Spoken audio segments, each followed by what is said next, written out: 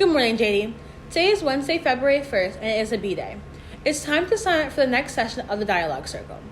The Dialogue Circle is a place where students can learn about and discuss issues including race, equity, and inclusion and how they affect our school and the world. We will meet once a week for 6 weeks during the 3-4-5 block. Lunch will be provided.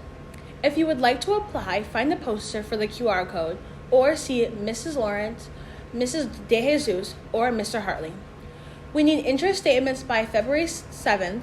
Have a great day, JD. I pledge allegiance to the flag of the United States of America and to the republic for which it stands, one nation, under God, indivisible, with liberty and justice for all.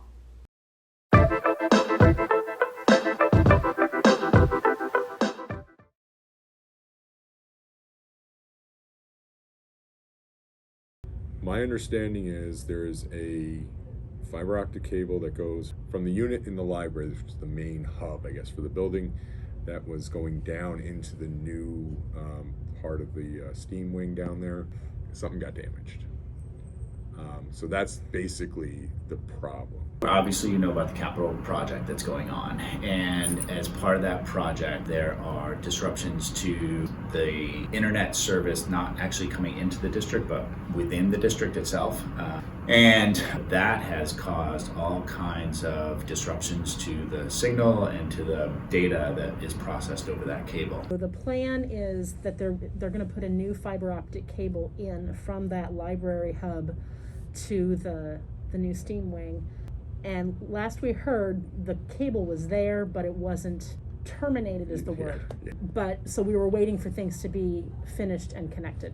There's a lot of different funding sources that take care of the internet. So we purchase a lot of services through our BOCES. There is also a significant amount of money that we dedicated locally to end user technology.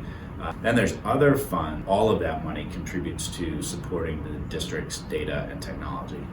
Well, the latest I just heard is that tomorrow the fiber optic cable is supposed to be done and hooked up and hopefully running. That doesn't talk about the problems when the whole school was down with Wi-Fi. I don't know that there is a timeline on fixing the bigger network like that.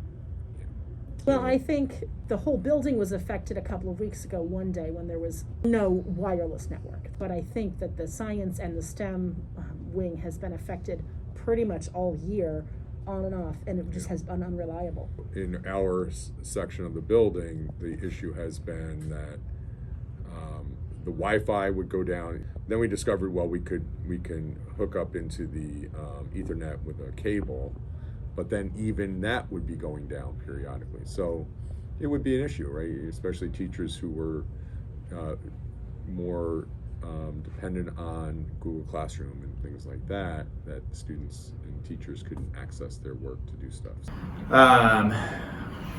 That's a hard question. I mean, we have become so dependent on our ability to use technology every day for our teaching and for our learning that when there are disruptions like this, it creates all kinds of headaches for teachers and for students. And so we recognize that this has been a challenge, especially that sort of replacement of the fiber optic cable that took so long and has been creating a disruption through the entire year. And what we want to do is just stay on top of this stuff so that those disruptions and that downtime is minimized as much as possible.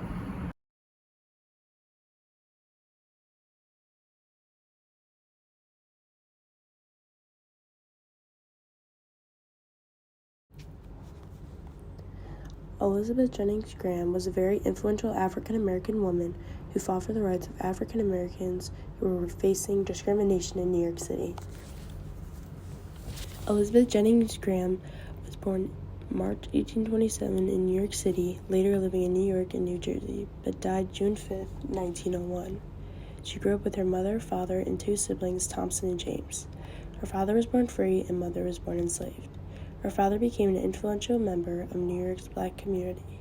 In 1821, he was awarded from the U.S. government for developing dry scouring.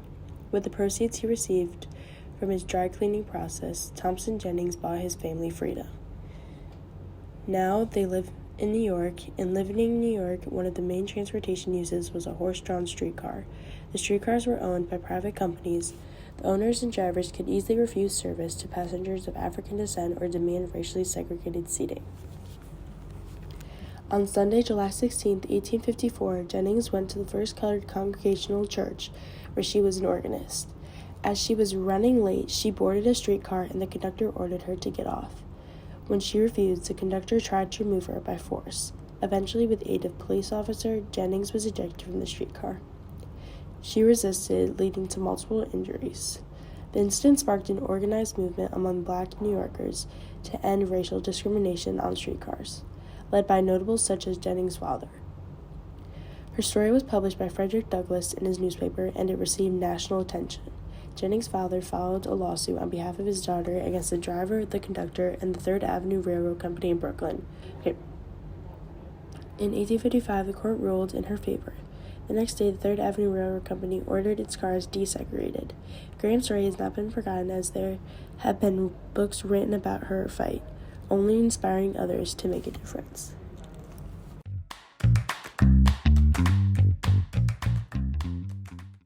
My name's Addie Anello, and my topic for this year is women in local politics. And so far my project is a website that'll help other women kind of gain information about the basics of going into their local politics. My name's Isaiah Steinberg. My topic is cooking for the homeless. My project is going to be starting a club at JD to send kids to volunteer at the rescue mission. And Hi, my name is Connie Zhang, and I'm a senior capstone student. My topic is storytelling through dance, and basically I've reached the point where I'm starting to work on my final project, which is going to be a hybrid documentary and performance, where half of the presentation is the documentary and the other half is the live performance. And my topic for capstone is music and the elderly. For my final project, I'm trying to organize a performance at the Nottingham for memory care residents. All right, so my name is Mikey Meskos. My topic is about the value of youth sports. A potential project idea I have is to create a network between youth sports organizations in our community and JD High School students to become coaches for those organizations to help address the lack of volunteer coaches.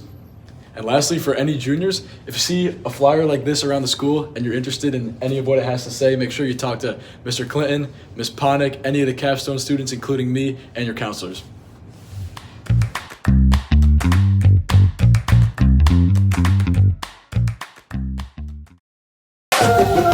Thank you.